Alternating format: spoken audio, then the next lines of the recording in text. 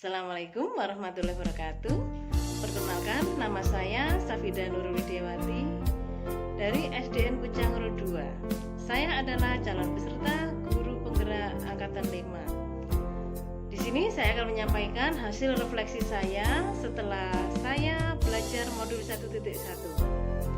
Sebelum saya belajar modul 1.1 ini, pada saat mengajar di kelas, yang terjadi menurut saya adalah saya sebagai seorang guru mendominasi pembelajaran di kelas saya.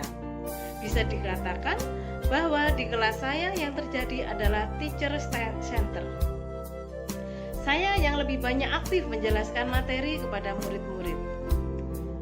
Dengan metode ceramah, murid saya lebih banyak duduk dan mendengarkan.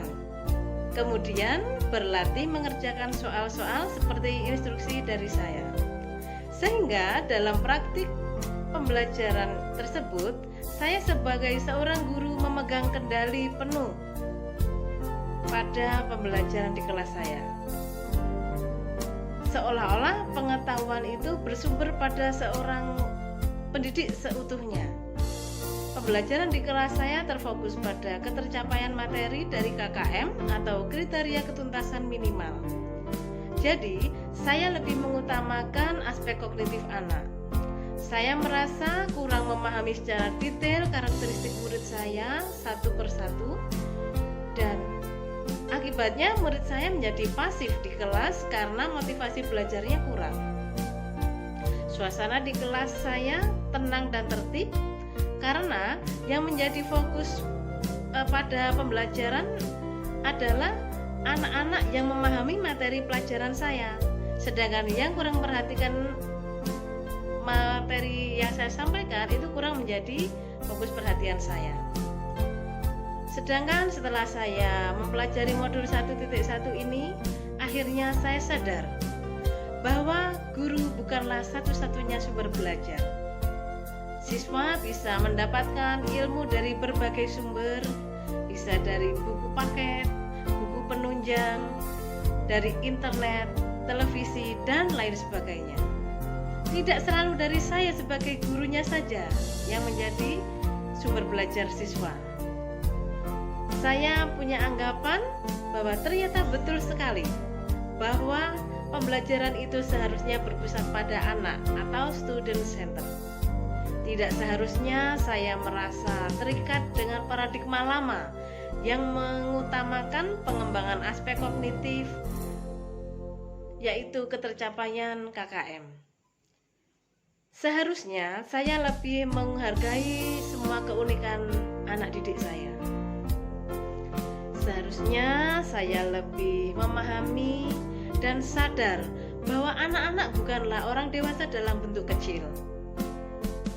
Sehingga yang harus saya lakukan adalah saya harus lebih berusaha menghargai bakat dan minat mereka, menuntun mereka sesuai dengan kodrat yang dianugerahkan Allah Subhanahu wa Ta'ala kepada murid-murid saya, tidak hanya mengutamakan ketercapaian KKM dan angka-angka bagus pada pelajaran yang dianggap pelajaran utama. Dari hasil refleksi saya, akhirnya saya bertekad bahwa saya harus berubah menjadi guru yang lebih baik, agar pembelajaran di kelas saya mencerminkan pemikiran Ki Hajar Dewantoro. Ada hal-hal yang harus segera saya terapkan. Di antaranya adalah 1. Saya akan merancang pembelajaran yang interaktif dan menyenangkan dengan melibatkan peserta didik. Kedua, saya akan menerapkan pembelajaran berbasis kearifan lokal dan budaya di tempat saya mengajar.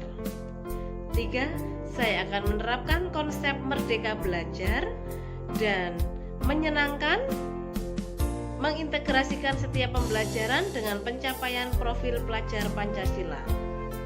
4, melaksanakan pembelajaran yang mengutamakan aspek budaya dan aspek budi pekerti. 5, menerapkan sistem AMONG atau pendidikan yang menuntun bukan menuntut. 6, pendidikan yang sesuai dengan kodrat alam dan kodrat zaman. 7 mengintegrasikan permainan dalam pembelajaran yang saya adakan di kelas. Jadi supaya anak-anak merasa bahagia, nyaman dalam belajar, dan hasil belajar pun insya Allah akan lebih baik lagi. Sekian yang dapat saya sampaikan, semoga bermanfaat untuk kita semua. Wassalamualaikum warahmatullahi wabarakatuh.